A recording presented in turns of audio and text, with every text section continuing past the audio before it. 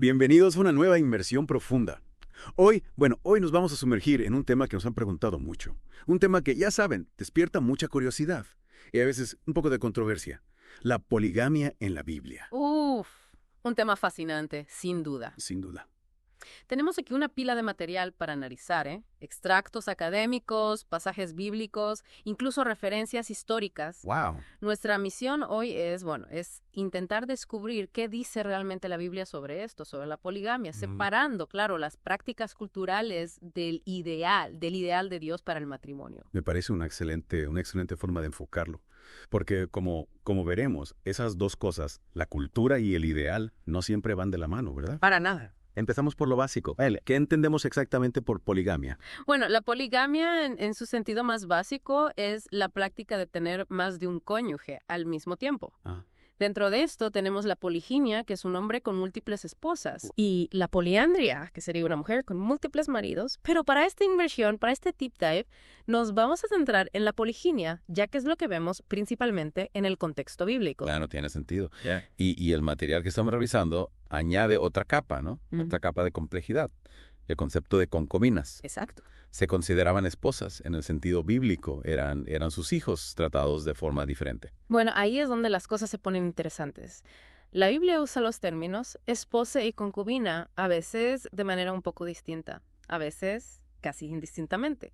Las concubinas tenían un estatus social más bajo que las esposas, pero sus hijos, a menudo, se consideraban herederos legítimos. O sea que incluso en estas culturas tan antiguas, había diferentes niveles de reconocimiento para estas relaciones. Sí. Es como si la complejidad del matrimonio ya estuviera presente desde el inicio de los tiempos. Exactamente. Y eso hace que comprender el ideal de Dios para el matrimonio sea aún más importante. Totalmente. Y hablando del inicio de los tiempos, el material que nos has compartido introduce un personaje llamado Lamec, que se describe como el primer polígamo mencionado en la Biblia. Así es. Aparece en Génesis capítulo 4. Y es significativo que sea parte de la séptima generación después de Adán. Séptima generación, ¿por qué? ¿Por qué es eso relevante? Bueno, el número 7 tenía un profundo significado simbólico en la cultura hebrea antigua. Representaba la plenitud, la totalidad. Lamec, como culminación de 7 generaciones, representa la plenitud, digamos, del alejamiento de la humanidad del diseño de Dios. Entiendo. Es como si su poligamia fuera un símbolo de la rebelión humana, ¿no? Exactamente. Y el material contrasta el carácter de Lamec con el de Enoc, que también estaba en la séptima generación. Así. Y Enoc es descrito como alguien que caminó con Dios, ¿verdad? Correcto. Él representa la plenitud de la justicia, en contraste con la rebelión de Lamec. Esto establece una dicotomía fascinante justo al comienzo de la Biblia. Claro, tenemos a estos dos personajes representando como polos opuestos. Pero, ¿dónde encaja el ideal de Dios para matrimonio en todo esto? Para entenderlo, tenemos que volver a la base. Génesis 2.24.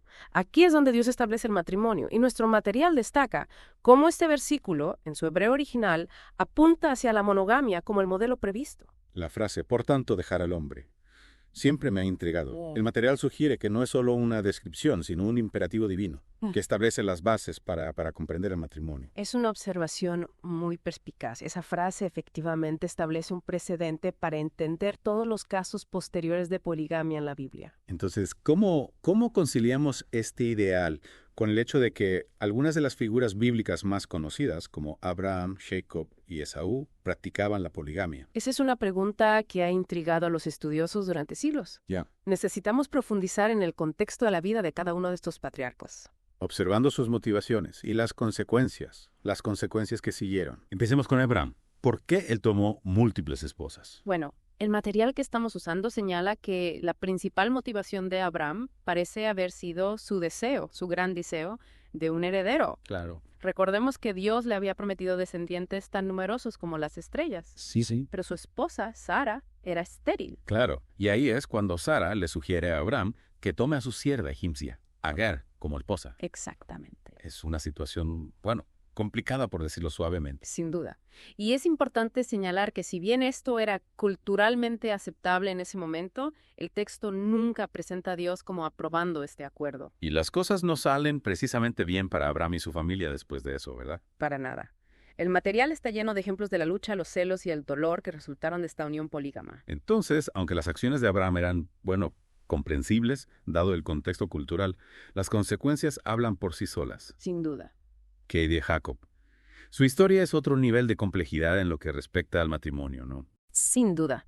La historia de Jacob es un excelente ejemplo de cómo las prácticas culturales pueden desviarse del ideal de Dios y el desastre que puede resultar. Recordamos que termina con 2 esposas, Lea y Raquel, y 2 concubinas, Bilhah y Silpa. Parece una telenovela. Un poco. ¿Y el material deja claro que todo esto no formaba parte del plan de Dios para Jacob? En absoluto. El texto pinta un cuadro de celos, rivalidad y dolor dentro de la familia de Jacob. Esto es un resultado directo de la estructura polígama. Y continúa durante generaciones. Pensemos en la rivalidad entre José y sus hermanos. Eso se deriva directamente de la complicada dinámica familiar creada por la poligamia de Jacob. Correcto. El material no se anda con rodeos al mostrar las consecuencias muy reales y a menudo dolorosas que se desarrollaron como resultado de estos arreglos polígamos. Estamos viendo un patrón que emerge aquí. Aunque la poligamia fue practicada por estos patriarcas, no fue sin consecuencias. Y la Biblia ciertamente no la presenta como el diseño de Dios que hay de Esaú. Su historia es un poco diferente, ¿no? Lo es. A diferencia de Abraham y Jacob, quienes eventualmente muestran arrepentimiento y un regreso a Dios, Esaú es constantemente retratado como un hombre que rechaza los caminos de Dios y vive en rebelión. Y sus matrimonios polígamos son parte de ese panorama general. Exactamente. El texto lo describe como teniendo 4 esposas y deja claro que permaneció polígamo durante toda su vida. Esto contrasta con Jacob, quien, como señala el material, parece haber abandonado la poligamia después de un encuentro crucial con Dios. Entonces Esaú se convierte en una especie de advertencia, mostrando cómo la poligamia puede ser un síntoma de un rechazo más profundo a la voluntad de Dios. Precisamente. No se trata de juzgar a los individuos, sino de comprender el mensaje subyacente entretejido a lo largo de estas narrativas bíblicas. Y esto nos lleva a otro argumento común a favor de la poligamia. Las leyes que se encuentran en el Antiguo Testamento. Claro. Algunas personas señalan leyes específicas. Dicen, mira, la Biblia permite claramente la poligamia. Pero una mirada más cercana a esas leyes, y particularmente al hebreo original, revela una imagen mucho más matizada.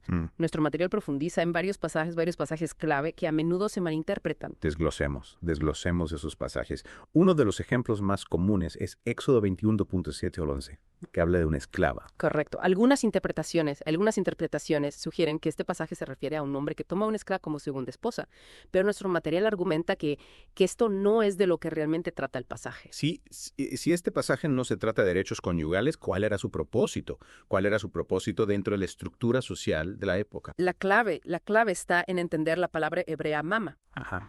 A menudo se traduce como concubina o sierva, pero nuestro material apunta a una traducción más precisa: trabajadora o sirvienta. El pasaje describe la responsabilidad del amo de proveer las necesidades básicas de la sirvienta: comida, ropa, refugio. Entiendo. Entonces, Éxodo 21.7 solo quedas mentido. ¿Qué hay de Deuteronomio 21.15-17? Este trata sobre los derechos del hijo primogénito en una familia con múltiples esposas. Este es complicado porque sí menciona a un hombre que tiene 2 esposas. Claro. Pero el material argumenta que el pasaje no trata realmente de la legalidad de la poligamia. Ajá. Se trata de leyes de herencia, asegurando un trato justo para los hijos de diferentes madres. O sea que la ley reconoce la realidad de la poligamia en esa cultura, pero no necesariamente la respalda. Sería como una ley actual que regula el divorcio, sin que esto signifique que se fomenta el divorcio, sino que se busca proteger a las partes involucradas. Exactamente, es una excelente analogía. Y es importante recordar que estas leyes se dieron en un contexto histórico específico, abordando situaciones concretas que surgieron dentro de esa cultura. De acuerdo. 2 abajo, 2 por ir.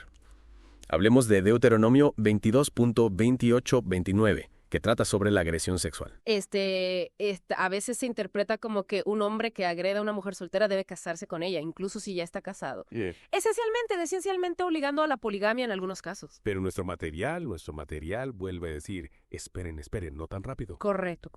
El pasaje debe entenderse en conjunto con Éxodo 22.16-17, que aborda el mismo tema. Ambos pasajes destacan el derecho del padre a rechazar el matrimonio.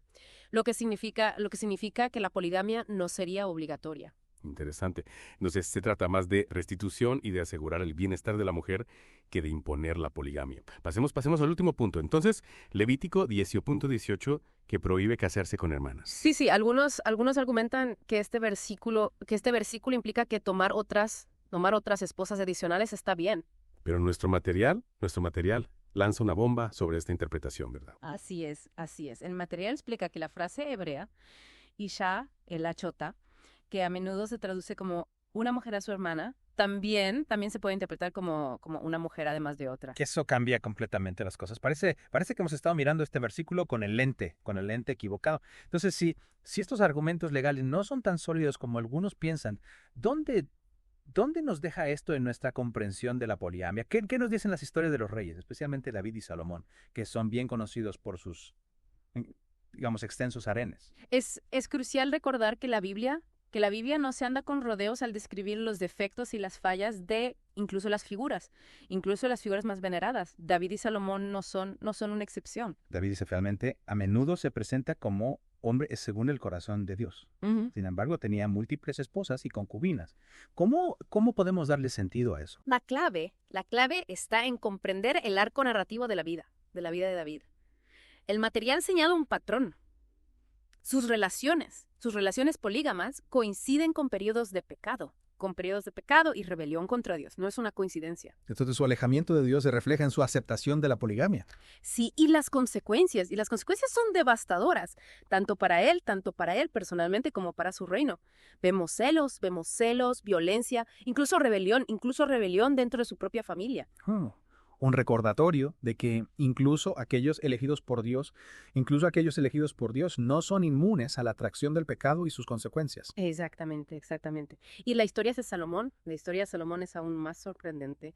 Recordemos que comienza su reinado como un rey sabio y devoto, incluso recibiendo una bendición directa de Dios. Pero luego acumula una riqueza masiva, construye un ejército enorme y se acumulan cientos de esposas y concubinas. Y el material destaca la conexión entre estas acciones. La conexión entre estas acciones y la caída. Y la caída de Salomón. Su corazón se parte de Dios y su reino. Y su reino eventualmente se divide.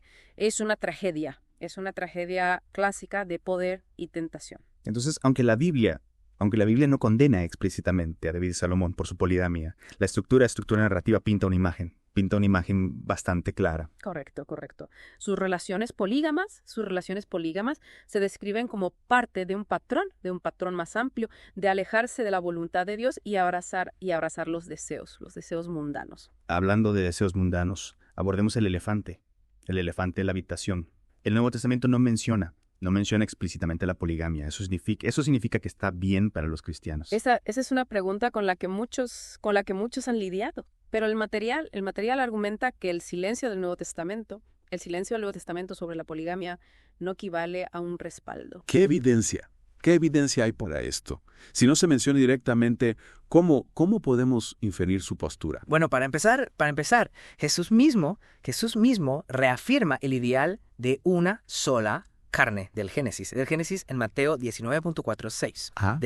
Declara explícitamente que un hombre y una mujer se convierten en uno, lo que implica una unión monógama. Y no solo eso, el material también señala otro punto clave. Los requisitos para los líderes de la iglesia. Tanto en 1 Timoteo 3.2 como en Tito 1.6 se establece que un líder debe ser marido de una sola mujer. Ese es un punto crucial. Algunos argumentan que esto simplemente significa que un líder no debe ser bígamo. Es decir, que no puede haber estado casado con dos mujeres al mismo tiempo. Ya. Pero nuestro material analiza el griego en profundidad y concluye que la frase enfatiza la fidelidad matrimonial. Entonces, ser marido de una sola mujer no se trata de una tecnicalidad de tiempo, sino de una devoción completa a una sola persona. Exactamente. Y esto establece un estándar para todos los cristianos, no solo para aquellos en puestos de liderazgo. Tiene sentido cuando consideramos el mensaje general del Nuevo Testamento, que enfatiza el amor, la fidelidad y la unidad dentro del matrimonio. Precisamente, el Nuevo Testamento puede no condenar explícitamente la poligamia, pero su mensaje subyacente se alinea con el ideal monógamo establecido en Génesis. Ahora, antes de terminar, quiero mencionar algo específico de la Iglesia Adventista del Séptimo Día. El material menciona que la Iglesia ha tenido políticas cambiantes sobre la poligamia a lo largo de los años. Así es.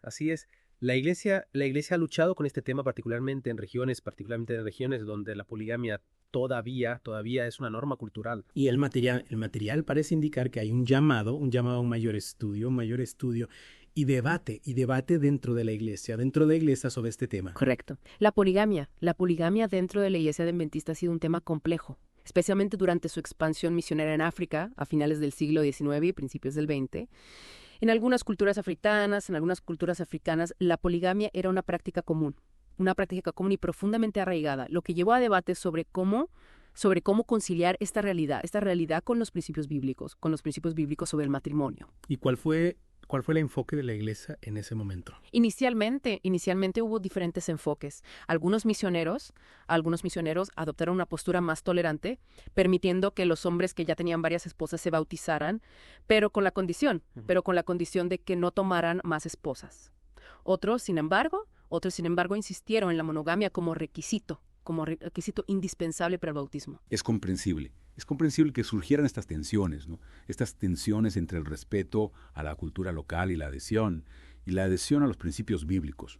¿Cómo evolucionó la postura de la iglesia a lo largo del tiempo? A medida que la iglesia crecía en África, la necesidad de una postura más unificada se hizo evidente. Claro. A principios del siglo XX, la iglesia adventista comenzó a adoptar una postura más firme a favor de la monogamia, basándose en su interpretación de los textos bíblicos que hemos estado analizando.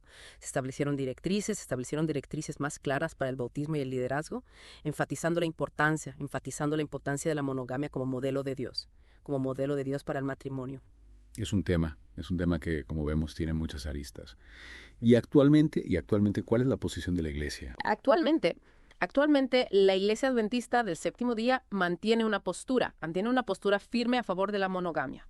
Si bien reconoce la presencia de la poligamia en algunos contextos culturales, la iglesia la considera incompatible con las enseñanzas bíblicas sobre el matrimonio. Es un recordatorio de que la interpretación y aplicación de los principios bíblicos a menudo deben navegar por las complejidades de la cultura y la realidad social. Exactamente.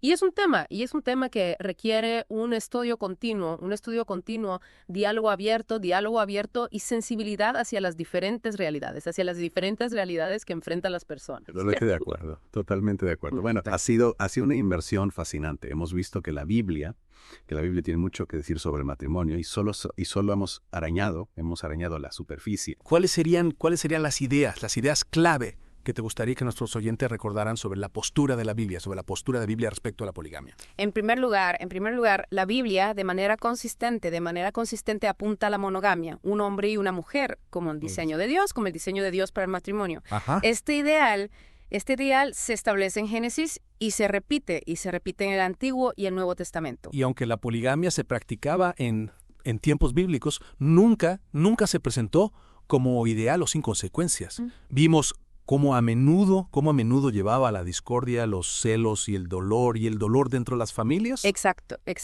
También vimos que ciertas leyes bíblicas que a menudo se usan para justificar la poligamia, en realidad se está malinterpretando. Un análisis cuidadoso del hebreo original, junto con la consideración del contexto histórico, revela que estas leyes abordaban situaciones específicas, no respaldando la poligamia como práctica general. Y cuando vemos la vida de figuras como David y Salomón, sus relaciones polígamas se muestran claramente como parte de un patrón más amplio de alejamiento de Dios. Sus historias sirven como advertencia, recordándonos que incluso aquellos elegidos por Dios